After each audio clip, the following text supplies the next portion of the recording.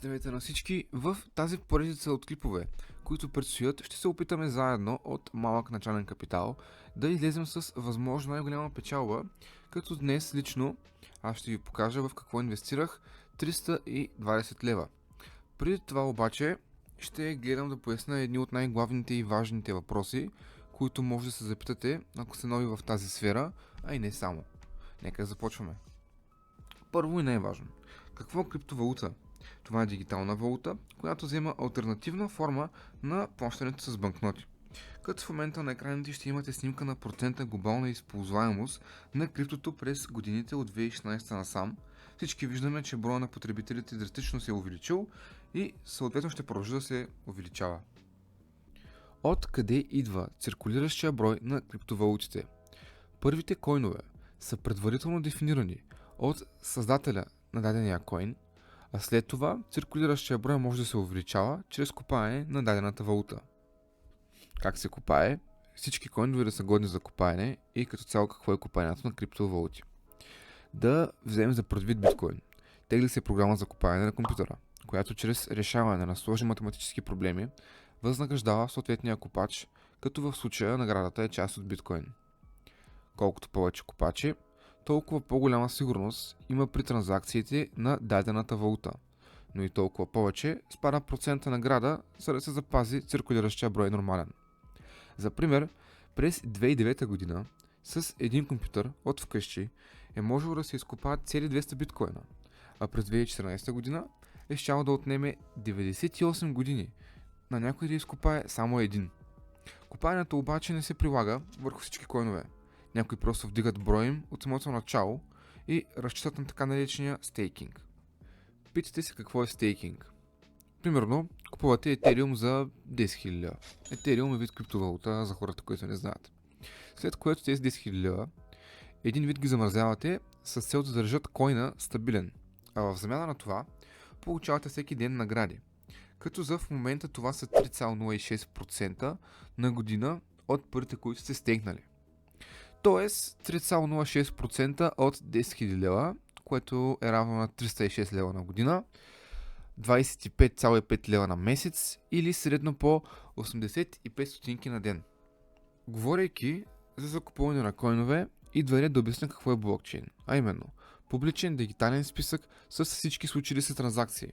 В тази верига всеки блок с информация помни данните на предишния такъв, което прави цялата схема невъзможна за разбиване.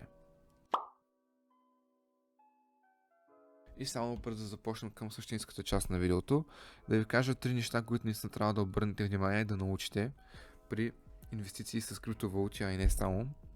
Първото нещо, което е, това е Candlestick Patterns. Това са така наречените графики, които наричат така, понеже ето тук има едно тяло, пак едно тяло с опашка, наподобява малко формата на свещ. Точно това се казва Candlestick Patterns. Предпочитам ги повече от този вид графика, който да не гледаме отгоре в момента.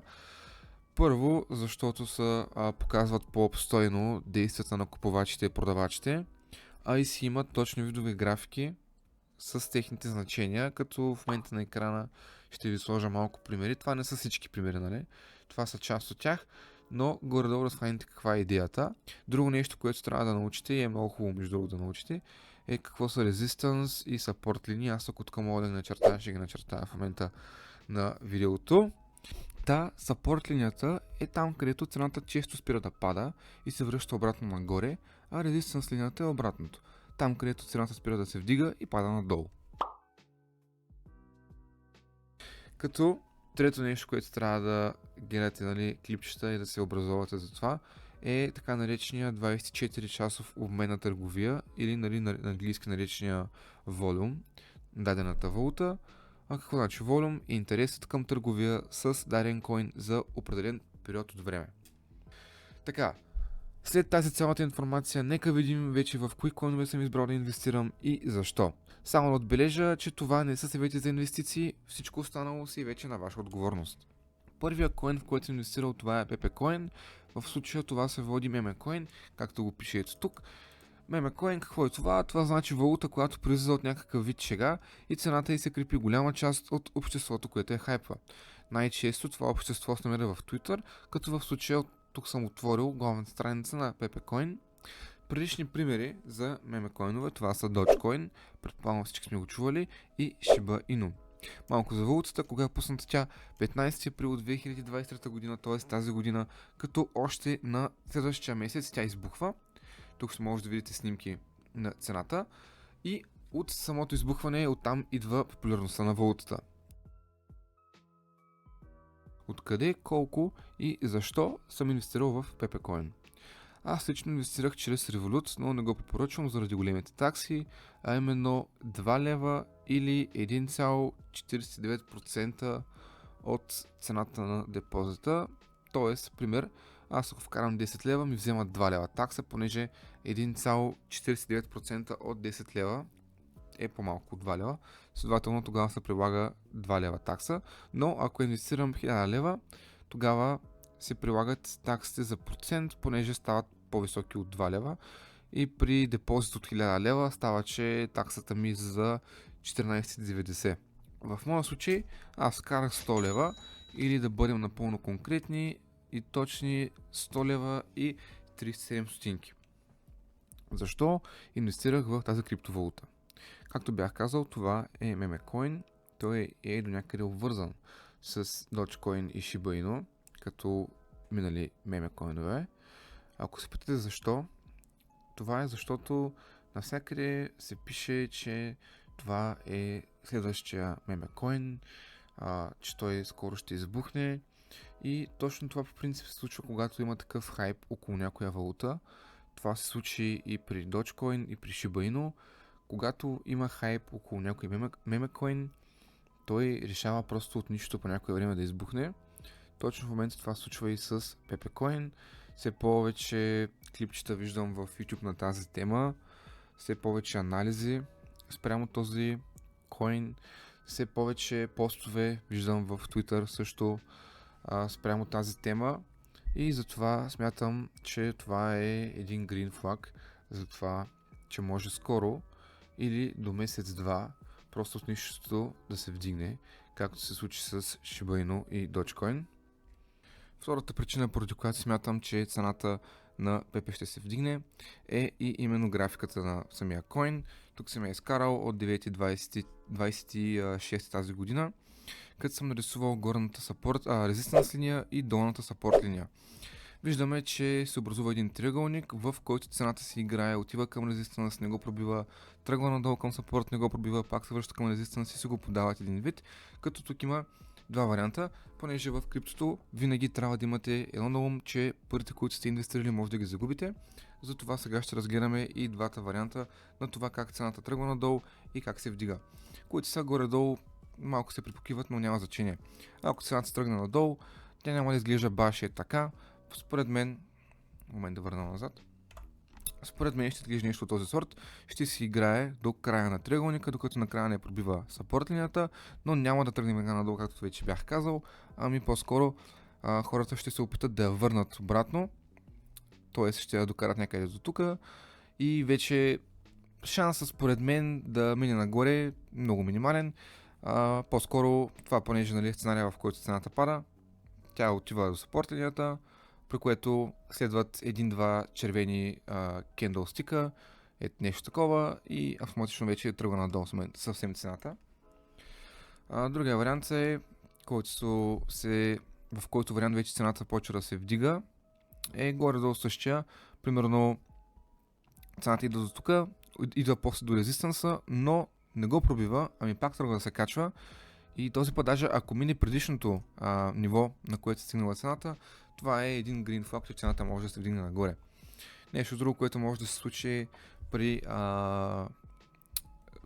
варианта, в който цената се вдига, е просто валутата да бъде много хайпната. Това значи, че направо може да избие нагоре. Не е казано, че трябва да се играе нагоре-надолу, нагоре-надолу.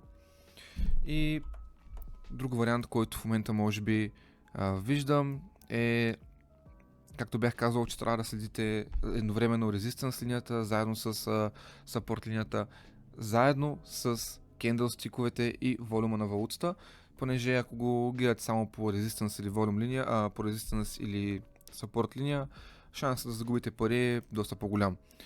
Та, гледаме примерно вълцата пак ще си играе, ето така, тук се качва и примерно тръгва да се качва, обаче не сме сигурни дали ще се качи.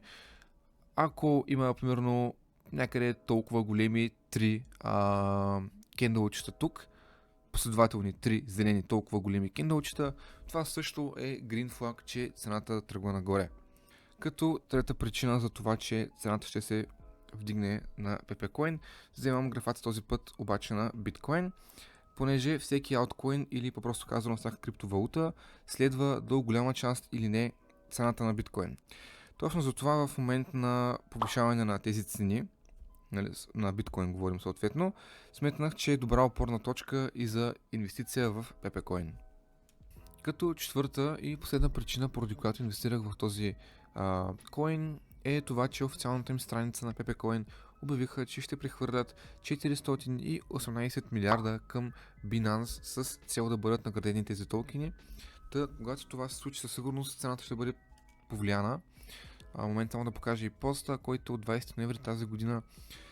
Моето мнение е, че това прехвърляне на токени малко наподобява burning process, като ако не знаете какво е това, това е процес, в който дадена бройка токени биват изпратени към замразен портфел, което е акаунт за инвестиции, в който няма никой достъп и който съдържа милиарди долари под формата на криптовалута. Повечето пъти този процес води до вдигане на цената, тъй като всички знаем, че всяко нещо в ограничена бройка се търси с по-голям интерес. Вторият коин, в който съм инвестирал, е BNB и това не е Българска национална банка, ами Binance Coin. И като за последно за днес, защо инвестирах в BNB? Първо инвестирах 220 лева в BNB, когато цената за един коин беше 228 долара някъде. Поради две причини ги вкарах. Първата, както вече бях казал, че всеки алткоин, малко или много, следва цената на биткоин, също се отнася и за BNB, а цената на биткоин скоро не се очертава да пада надолу. Втората причина е заради този голям червен кендълстик тук, който виждаме, който всъщност се получи заради една новина, че собственикът на мултимилиардната компания Binance, на който не мога да му произнеса името, си е признал, че е замесен в схема за пране на пари и в момента мисля, че е съден за около 4,3 милиарда долара. Следователно, това повлиява на, както вече казах, на валутата с този голям спад, който според мен ще последва с голям възход на цената. Ще видим кога. За сега още малко има хаос покрай цялата ситуация и виждаме как не е тръгнало нещо сериозно да се случва, но за всичко си има време. Важното е да чакаме и да имаме търпение.